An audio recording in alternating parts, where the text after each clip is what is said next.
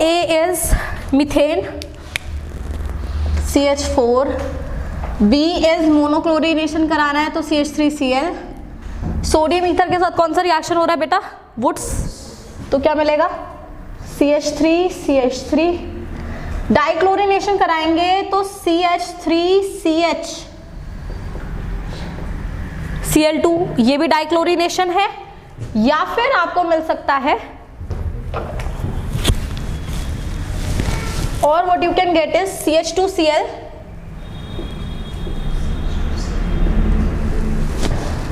ठीक।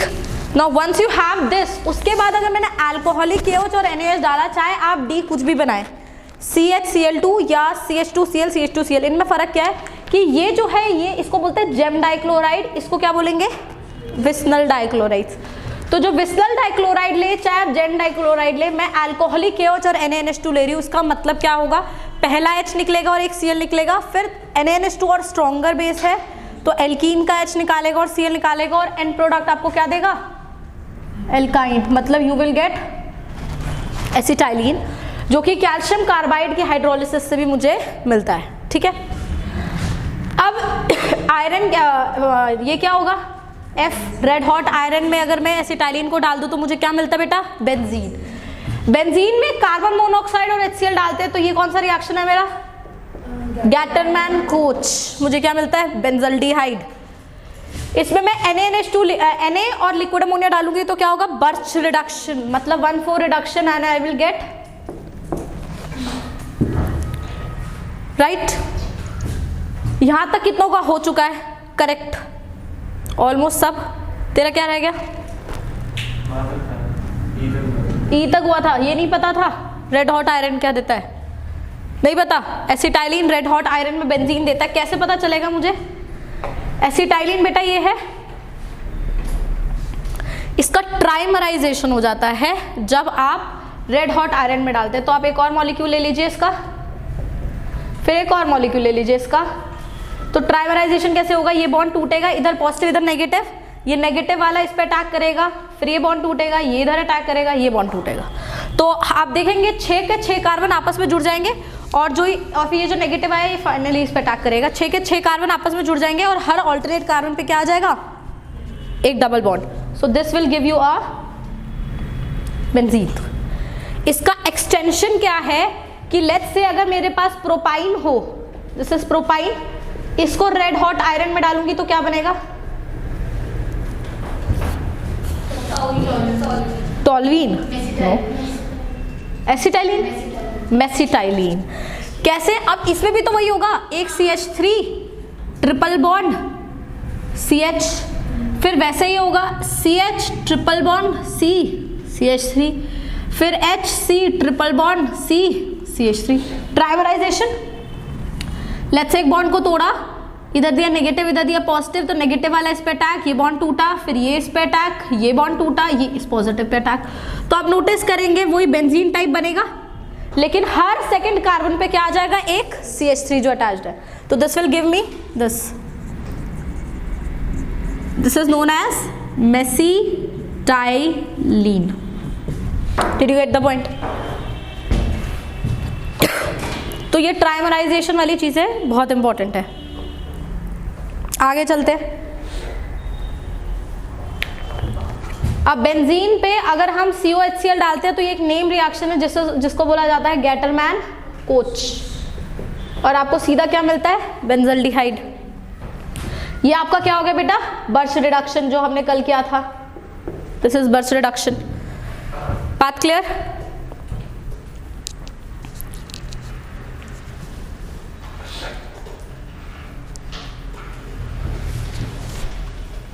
चले आगे। तो हम कहाँ पर हैं अब, हम यहाँ पर हैं।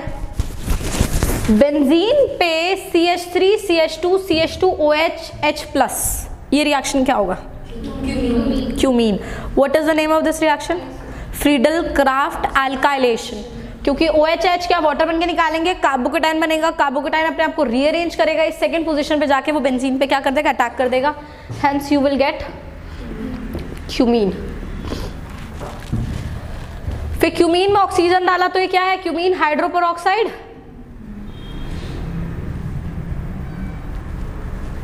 ठीक। और क्यूमीन हाइड्रोप्रोडक्साइड में H+ वाटर डाला तो क्या मिलता है, फिनॉल और एसीटोन। और के फिनॉल क्यों होगा और एल क्यों नहीं होगा फिनॉल, क्योंकि फिनॉल का जिंक डस्ट क्या देता है, बेंजीन। तो इसका मतलब के ही फिनॉल होगा, एल नहीं होगा। एल पे क्या बनेगा, एसीटोन। और मैंने पूछा कि किसका ओजोनलिसिस मैं करूं कि एसीटोन मिले, तो 2 एसीटोन को जोड़ के एक एल्कीन बना दो। वो एल्कीन कौन सा होगा,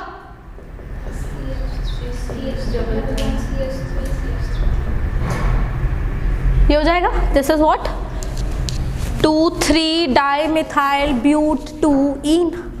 उसी का ओजोनलिसिस आप करोगे तो 2 मोल्स आपको किसके मिल जाएंगे, एसीटोन। बात क्लियर। चलिए, के का जिंक डस्ट मुझे F दे दिया।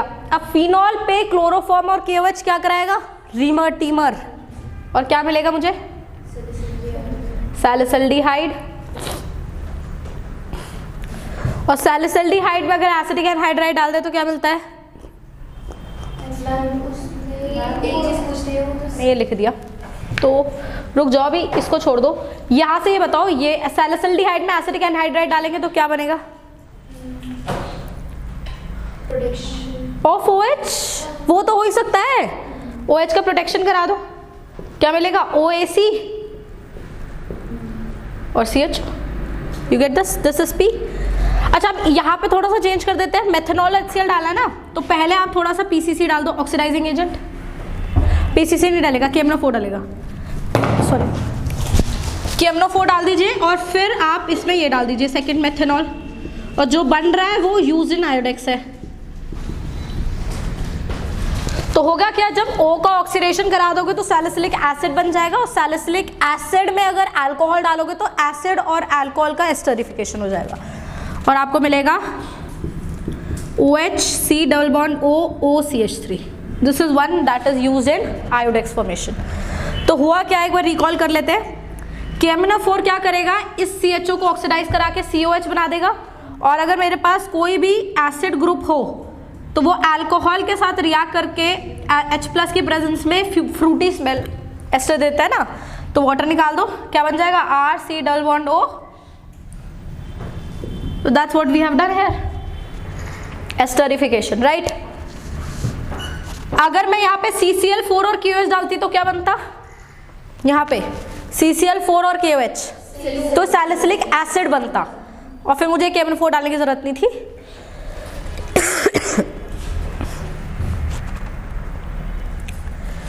तो ये हम कर चुके हैं यहाँ तक, ठीक है।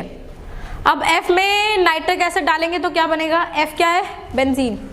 बेंजीन में नाइट्रिक एसिड डालेंगे तो क्या बनेगा, नाइट्रोबेंजीन।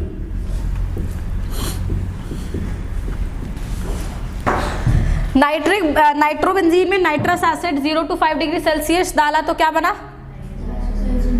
अरे हाँ यही तो मैंने तो सिर्फ पूछा, नाइट्रस एसिड डाला तो क्या बना, आपने सिर्फ H2O डाल दिया, हाँ तो क्या बनेगा, हाँ कुछ नहीं बनेगा, वो नाइट्रोबेंजीन के साथ थोड़ी रिएक्ट करता है, तो मैंने सिर्फ ये सोल्यूशन में ऐड कर दिया, it is present in the solution not reacting. Then I added dil HCl, dil HCl क्या करेगा, NH2 बना देगा, पर सोल्यूशन में नाइट्रस एसिड तो पहले से है, तो फिर क्या बनेगा, डाइजोनियम। बात वही नहीं है, ठीक है, तो बनेगा S क्या, डाइजोनियम। तो आपको इस चीज से कंफ्यूज नहीं होना कि मैम आपने ये बाद में डाला, अरे बाद में डाला तो क्या, अगर मैं HNO2 पहले डाल दूंगी तो वो नाइट्रोबेंजीन के साथ रिएक्ट नहीं करेगा, सोल्यूशन में पड़ा रहेगा, पड़ा रहे। फिर टिल HCl डाल दूंगी, नाइट्रोबेंजीन को रिएक्ट करके क्या बना देगा, एनालीन। नाइट्रस एसिड पहले से प्रेजेंट है, डायरेक्ट क्या बन जाएगा, डाइजोनियम। तो S हो गया मेरा डाइजोनियम। डाइजोनियम में वाटर डाला तो क्या बना, फिनॉल, तो के फिनॉल है, वहां से प्रूव हो गया। एनिलीन की क्या कराई है मैंने, नहीं कराएंगे नहीं तो सॉल्ट बन जाएगा, कॉपर तो है उसके लोन पे ले लेगा। ये है ना मेरा एनिलीन, मेरे तो ये लोन पे प्रेजेंट है, ये बेस है, तो CuCl डाल रही है, CuCl एसिड तो इसके साथ रिएक्ट नहीं करेगा, लेकिन Cu2+ एक लुईस एसिड की जैसे काम करेगा, इसका लोन पे ले लेगा, तो उसके साथ अडक बन जाएगा।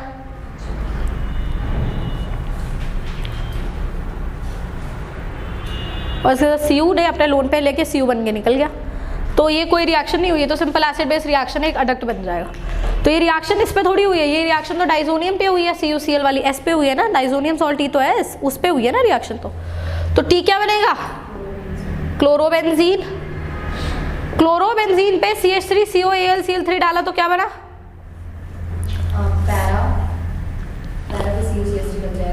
क्या लग जाएगा पैरा पे?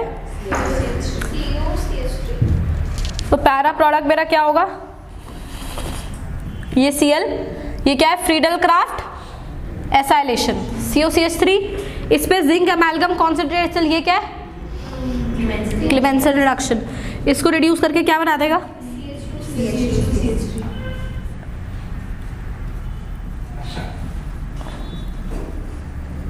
और इस पे अगर मैंने NaNH2 लिक्विड अमोनिया डाला तो अब ये क्या है? Benzene mechanism. H कहाँ से निकलेगा? यहाँ से ट्रिपल बॉन्ड आएगा, पर NH2 कहाँ अटैक करेगा? इधर या इधर? क्योंकि अगर NH2 इधर अटैक करेगा तो नेगेटिव इधर आएगा, इधर अटैक करेगा तो नेगेटिव इधर आएगा। Negative has to be away from this because ये प्लस आई शो करेगा, तो NH2 कहाँ अटैक करेगा? इस पोजिशन पे। Hence you will get NH2 CH2 CH3। Did you get the point?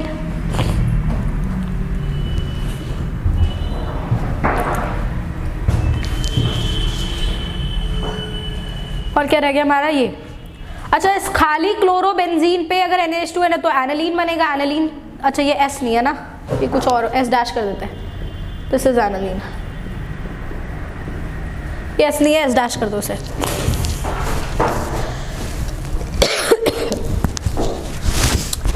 और क्या बचा है हमारा? ये रब करते हैं।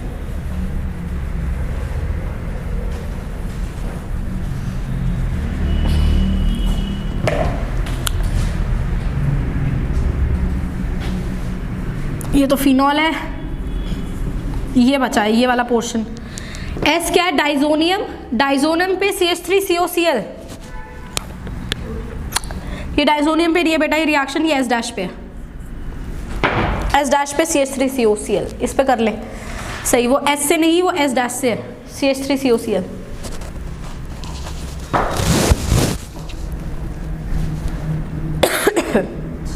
तो एनालीन पे CH3COCl क्या देगा? मतलब NH2 का protection. Hence you will gate NHCOCH3। उसमें ब्रोमीन कार्बन डाइसल्फाइड डाला, ऑर्थो पैरा आइसोमर मिलेगा। मेजर कौन सा होगा? पैरा वाला।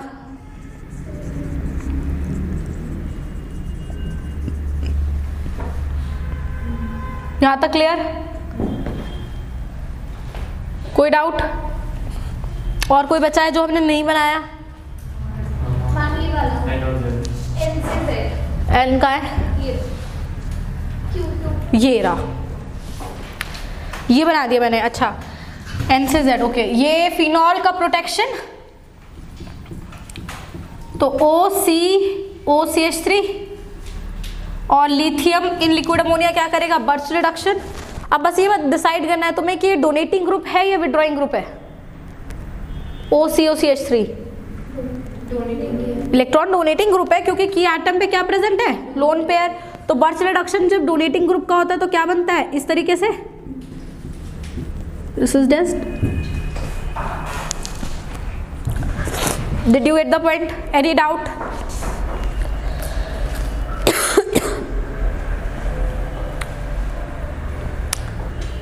हर्षिता ठीक है?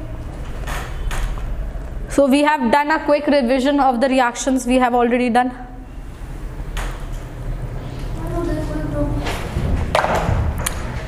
So let's talk in detail about SN2 mechanism.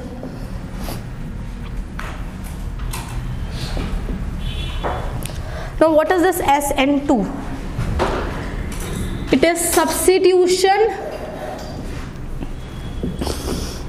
nucleophilic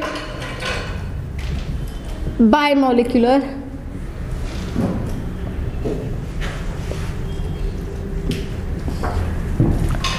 substitution nucleophilic biomolecular.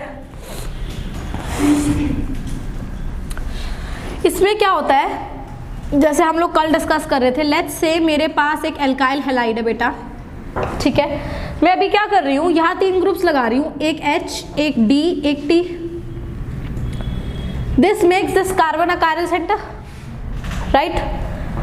I am adding a nucleophile and as I mentioned yesterday कि SN2 में न्यूक्लियोफाइल कहाँ से अटैक करता है, बैक साइड से अटैक करता है. ऐसा इसलिए होता है ताकि ये जो लोन पेयर्स है इसके साथ रिपल्शन ना हो सके इसकी, ठीक है. और दूसरी बात, इस कार्बन का एंटी बॉन्डिंग मॉलिक्यूलर ऑर्बिटल पीछे की तरफ खाली रहता है ताकि ये अपने इलेक्ट्रॉन्स को उसके एंटी बॉन्डिंग मॉलिक्यूलर ऑर्बिटल में दे सके. और ये रिएक्शन मेयरली क्या है, एक सिंगल स्टेप रिएक्शन है जिसमें बॉन्ड मेकिंग बॉन्ड ब्रेकिंग एक ही स्टेप में हो जाता है. Hence this is a rate determining step of the reaction. So nucleophile बेटा जाके यहाँ अटैक करेगा और यहाँ से निकलेगा, भी एक ही स्टेप में होगा. It will first form a transition state. देखिए ट्रांजिशन स्टेट कैसे होगी, यही आरडीएस स्टेप है रिएक्शन का.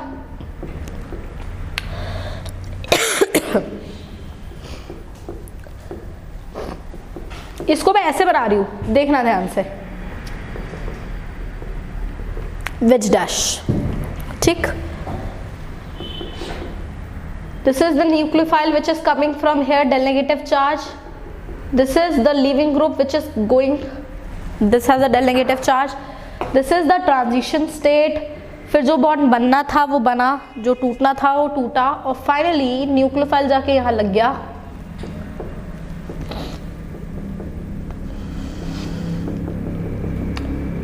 This is still a chiral center. Now what all I have to learn in this? सबसे पहली चीज जो मैंने पढ़ी कि ये एक रिएक्शन वन स्टेप प्रोसेस है, एक ही स्टेप में होता है, बॉन्ड मेकिंग बॉन्ड ब्रेकिंग एक ही साथ टूटता है. दूसरी चीज, यहां पे एक ट्रांजिशन स्टेट बन रही है बेटा,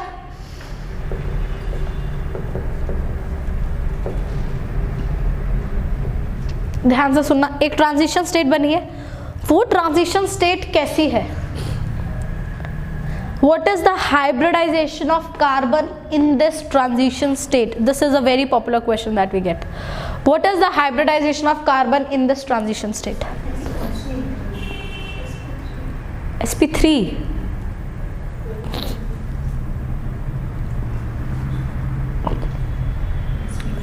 sp2.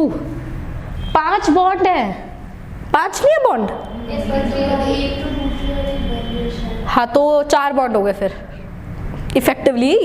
एक टूट रहा है, एक बन रहा है, और 3 तो बने हैं, तो इफेक्टिव 4 बॉन्ड. 3 ही है, 4 नहीं है, क्या बात कर रही है. sp2. ये ऐसा नहीं दिख रहा तो मैंने ऐसे बना रखा ट्राइगोनल प्लेनर टाइप, ये एक्चुअल बॉन्ड्स हो गए 2, और ये ट्राइगोनल बाइपिरामिडल ज्योमेट्री हो गई sp3d2. नहीं दिख रहा, दिख रहा है तो sp3d2 नहीं होना चाहिए. देखो ये एक प्लेन में हो गए सारे, ये तो एक्सियल हो गए, है ना. हाँ sp3d2 होना चाहिए, नहीं. The carbon is sp2 hybridized. इस हाइब्रिडाइजेशन को बोलते हैं, ये जो ट्रांजिशन स्टेट होता है इसको बोलते हैं पेंटाकोवलेंट प्लेनर ट्रांजिशन स्टेट. पेंटाकोवलेंट मतलब 5 बॉन्ड बन रहे हैं, या फिर पेंटा कोऑर्डिनेटेड 5 बॉन्ड बन रहे हैं, लेकिन है प्लेनर, क्योंकि जो एक्सियल में आप बॉन्ड्स दिखा रहे हो ये इफेक्टिव बॉन्ड्स है ही नहीं.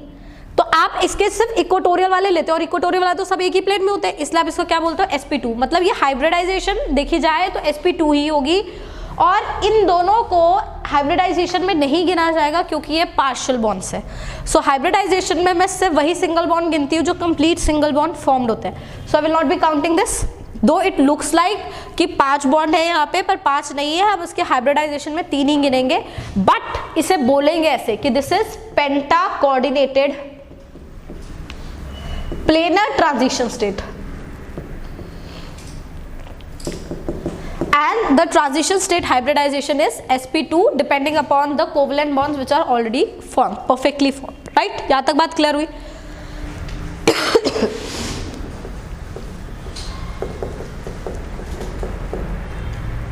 Now next चीज, जैसे हमने कहा न्यूक्लियोफाइल कहाँ से अटैक करेगा, बैक साइड अटैक. तो बैक साइड अटैक होगा न्यूक्लियोफाइल का, ऑफ न्यूक्लियोफाइल. ये बात भी क्लियर होगी यहाँ से. अब नेक्स्ट चीज जो मुझे समझनी है वो ये है since the reaction I have already mentioned is bimolecular, मतलब रिएक्शन की मॉलिक्युलैरिटी क्या है 2. What is the order of reaction? Reaction का ऑर्डर क्या होगा? अरे एलिमेंट्री नहीं है रिएक्शन, नहीं है? क्या होता है एलिमेंट्री? तो सिंगल स्टेप है, तो एलिमेंट्री रिएक्शन में ऑर्डर मॉलिक्युलैरिटी क्या होता है? तो फिर अभी बोला केमिकल काइनेटिक्स इंपॉर्टेंट है, अभी बोला सवाल आएंगे और अभी भूल गए. तो रिएक्शन का ऑर्डर भी क्या है बेटा? 2, because the reaction is elementary and for elementary reaction molecularity and order are equal. तो अगर ये 2 है तो इसका रेट लॉ कैसा लिखा जाएगा? रेट होता है K times concentration of the species. अगर आप देखेंगे इसमें 2 स्पीशीज कौन से इन्वॉल्व है? एक न्यूक्लियोफाइल और एक alkyl halide. So order would be alkyl halide raised to power 1 and nucleophile raised to power 1 and the total order of reaction is 2. Did you get the point? इसका मतलब as the concentration of alkyl halide increases, rate of reaction, similarly concentration of nucleophile increases, rate of reaction. बोलो हाँ या ना? बात clear? Next, जैसे ये reaction elementary है, इस रिएक्शन में जैसे जैसे न्यूक्लियोफाइल का बॉन्ड बनता जाएगा वैसे वैसे लिविंग ग्रुप का बॉन्ड टूटता जाएगा. अब न्यूक्लियोफाइल का बॉन्ड बन रहा है, लिविंग ग्रुप का बॉन्ड टूट रहा है, तो न्यूक्लियोफाइल का बॉन्ड लेट्स से धीरे बन रहा है तो रेट स्लो हो जाएगा. लिविंग ग्रुप का बॉन्ड अगर धीरे टूट रहा है तो रेट स्लो हो जाएगा, क्योंकि दोनों काम कहाँ हो रहे हैं? आरडीएस स्टेप में हो रहे हैं. इसका मतलब न्यूक्लियोफाइल का बॉन्ड भी तेजी से बनना चाहिए अगर आप चाहते हैं रेट तेज हो, और अगर लिविंग ग्रुप का बॉन्ड भी तेजी से टूटना चाहिए अगर आप चाहते हैं रेट इंक्रीज करे. इसका मतलब लिविंग ग्रुप का अच्छा होना रेट ऑफ रिएक्शन को बढ़ाएगा, सिमिलरली न्यूक्लियोफाइल का अच्छा होना भी रेट ऑफ रिएक्शन को बढ़ाएगा. So leaving group should be good.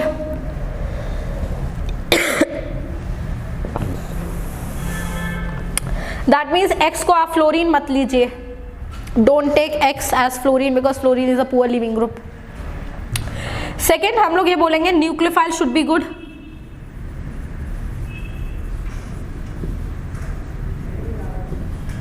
तो यहां पर आप लिख सकते हैं a good nucleophile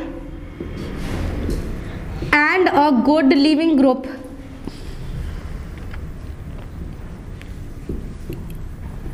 favors SN2. हाँ या ना? ये बात क्लियर होगी? कोई डाउट? आते हैं मोस्ट इंपॉर्टेंट कॉन्सेप्ट पे.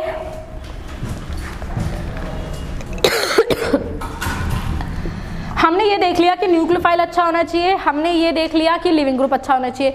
Now what about alkyl halide? Alkyl halide कैसा होना चाहिए? भैया न्यूक्लियोफाइल को अगर बैक साइड अटैक करना है then I have to make sure कि ये जो ग्रुप्स लगे हुए हैं ये सारे ग्रुप्स इस न्यूक्लियोफाइल को इस कार्बन तक पहुंचने दे. अगर ये सारे ग्रुप ने स्टेरिक हिंड्रेंस क्रिएट करी then this nucleophile will not be able to approach the carbon, hence the reaction will not be able to take place और the rate of reaction will slow down. That means alkyl halide has to be least sterically hindered, right?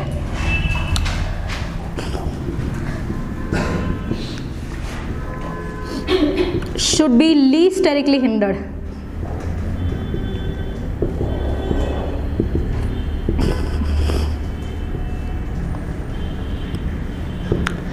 Alkyl halide should be least sterically hindered, therefore नहीं, to increase the rate of reaction. तो इसका मतलब अगर मेरे पास एक है CH3X और एक है CH2X, एक है CH3CH3X और एक है CH3CH3X. What would be the order of rate of reaction? सबसे ज़्यादा रेट ऑफ रिएक्शन किस में होगा? CH3X में लीस्ट स्टेरिकली हिंडर्ड, क्योंकि इस कार्बन पे तीनों ग्रुप किसके हैं? H के. इस कार्बन पे दो ग्रुप H है, एक ग्रुप क्या है? CH3, तो रेट ऑफ रिएक्शन स्लो हो जाएगा. इस कार्बन पे एक H और दो CH3 और छोटा हो गया रेट, और इसमें तो सबसे कम होगा रेट ऑफ रिएक्शन. क्यों? क्योंकि तीनों ही का ग्रुप जो अटैच्ड है वो क्या है? टर्शरी. मतलब मैं बोल सकती हूँ 1 degree alkyl halide is always, in fact 0 degree is most reactive, then 1 degree and then 2 degree, and least reactive कौन सा होता है बेटा? 3 डिग्री. ये बात सबको क्लियर होती है? बट पता आपको इस डिग्रीज के हिसाब से नहीं चलना। वाई? ऐसा नहीं मानना कि हमेशा 1 डिग्री बेटर होगा 2 से और 2 बेटर होगा 3 से। आपको कॉन्सेप्ट समझना है कि 1 बेटर क्यों होगा 2 से, क्योंकि स्टेरिक हिंड्रेंस कम है। 1 बेटर क्यों होगा 3 से, क्योंकि स्टेरिक हिंड्रेंस कम है। आई हैव एग्जाम्पल जो कि होता है कुछ इस तरीके से। Let's talk about this now. ये कार्बन जो है बेटा एक ही कार्बन से फर्दर अटैच है, तो एल्काइल हैलाइड तो 1 डिग्री है, but this is a very poor substrate for SN2। ये SN2 रिएक्शन नहीं देता, इसमें कोई SN2 रिएक्शन नहीं होता even though it's 1 degree. Y? Because ये जो ग्रुप इस पे लगा हुआ है ये क्या है, काफी बल्कि। तो बात 1 डिग्री 2 डिग्री 3 डिग्री तो कभी है ही नहीं, बात सिर्फ और सिर्फ किसकी है, स्टेरिक हिंड्रेंस की। बात समझ आई? तो इस चीज को लेकर नहीं बैठना, नहीं मैडम 1 डिग्री अच्छा होता है।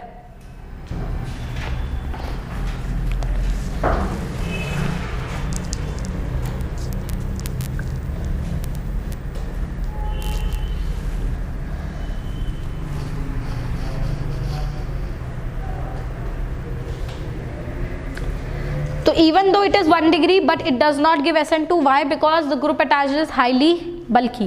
So बात सिर्फ बल्कीनेस की है कि स्टेरिक हिंड्रेंस क्या होनी चाहिए, कम होनी चाहिए। चलो माना कि स्टेरिक हिंड्रेंस कम है, लेट्स से 2-3 सबस्ट्रेट ऐसे हैं जिनमें सब में स्टेरिक हिंड्रेंस कम है, तो मैं कौन सा पैरामीटर नेक्स्ट कंसीडर करूंगी टू चेक कि मेरा सबस्ट्रेट SN2 देगा नहीं देगा, और तेजी से देगा या धीरे से देगा।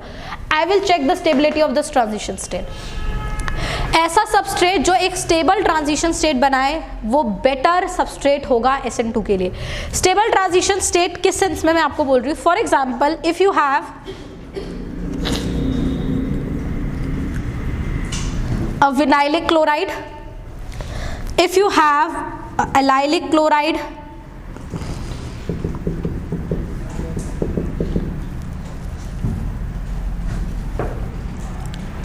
ठीक है, if you have a phenylic chloride, if you have a benzylic chloride, मुझे इनको कंपेयर करना है। अगर मैं इन दोनों की बात करती हूँ बेटा ध्यान से देखना, कार्बन तो सब में सेम ही है ना, 3 ही 3 है, तो स्टेरिक हिंड्रेंस दोनों में सेम नहीं होगी, स्टेरिक हिंड्रेंस तो सेम ही होगी, लिविंग ग्रुप भी सेम है Cl तो मैं क्या पैरामीटर चेक करूंगी कि विनाइलिक अच्छा है या एलाइलिक अच्छा है। ये विनाइलिक क्यों, आप देख रहे हैं डबल बॉन्डेड कार्बन पे Cl लगा हुआ है, तो दिस इज विनाइलिक हैलाइड। ये देख रहे हैं डबल बॉन्ड के बगल वाले कार्बन पे Cl लगा हुआ है, this is allylic halide, allylic allylic. तो अब दोनों में स्टेरिक हिंड्रेंस सेम है, लिविंग ग्रुप भी same. Now what factor I will see, I just say we will see the stability of transition state. Transition state की stability कैसे देखेंगे इस तरीके से देखेंगे, ध्यान से सुनिए। एलाइलिक में इस कार्बन से अटैक होना है, मतलब यहाँ पे अगर डेल नेगेटिव आ रहा है तो इस कार्बन पे डेल पॉजिटिव आएगा ना, अगर इस कार्बन पे डेल पॉजिटिव आएगा तो न्यूक्लियोफाइल को आके इस कार्बन पे अटैक करना है, तो जब न्यूक्लियोफाइल आके इस पर अटैक करेगा तभी ये निकलेगा। तो यहाँ पर इस कार्बन पे 2-3 चीजें अच्छी है, क्या कि अगर इस कार्बन पे डेल पॉजिटिव चार्ज आ रहा है तो ये डेल पॉजिटिव चार्ज रेजोनेंस में जा सकता है, hence the transition state would be better, first thing.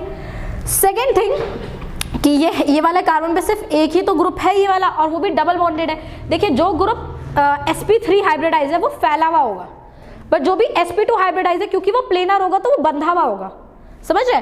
तो इस कार्बन पे ये एक ग्रुप है जो कि ये कार्बन sp2 है, तो ये ग्रुप बंधा हुआ होगा, मतलब एक ही साथ एक ही लाइन में होगा, 2 H होंगे, तो स्टेरिक हिंड्रेंस तो कम है ही, और साथ में इस पे जो डेल पॉजिटिव चार्ज आ रहा है वो रेजोनेंस में जा रहा है, which is making the substrate a better substrate. तो allylic would be better than vinylic. Vinylic में दिखते क्या है, दिखते ये एक तो बेटा यहाँ पे डबल बॉन्ड कैरेक्टर आएगा पार्शियल, सबसे बड़ी दिक्कत। दूसरी बड़ी दिक्कत क्या है कि यहाँ पे डेल पॉजिटिव अच्छा नहीं है, क्यों? डेल पॉजिटिव किस पर आए, इलेक्ट्रोनेगेटिव कार्बन पे, यहाँ डेल पॉजिटिव अच्छा है तो ये डेल पॉजिटिव अपने ऊपर आने नहीं देगा, जब डेल पॉजिटिव आने नहीं देगा तो न्यूक्लियोफाइल अट्रैक्ट ही नहीं होगा। न्यूक्लियोफाइल अट्रैक्ट इसलिए तो हो रहा है क्योंकि यहाँ पे क्या आ रहा है, डेल पॉजिटिव चार्ज। तो allylic will any how B better then the vinylic substrate. I will say vinylic halide is poor substrate for SN2। Vinylic substrate is a poor substrate for SN2. अब इन दोनों में compare करते हैं इसको और इसको. This is benzylic halide and this is again phenylic halide और aryl halide. ये तो कल ही हमने डिस्कस करा है कि एराइल हैलाइड हमें SN2 नहीं देता, पार्शियल डबल बॉन्ड कैरेक्टर आ जाता है ना, और यहाँ पे डेल पॉजिटिव चार्ज भी अच्छा नहीं होगा. पर बेंजाइलिक देगा क्योंकि यहाँ जो डेल पॉजिटिव चार्ज आएगा वो किस पे जा पाएगा, रेजोनेंस पे. Again benzylic would be better than phenylic. तो benzylic and allylic both are very good substrate for SN2 while phenylic and vinylic both are poor substrate for SN2. बेटा अभी तक जितनी बातें करी ये सब बच्चों वाली बातें हैं. These are kids talk. Let's talk about the question that our examiner will going to ask. And the question that comes from SN2 is merely about what is the stereochemistry of SN2 reaction. So after this, let's write the heading stereochemistry of SN2 reaction.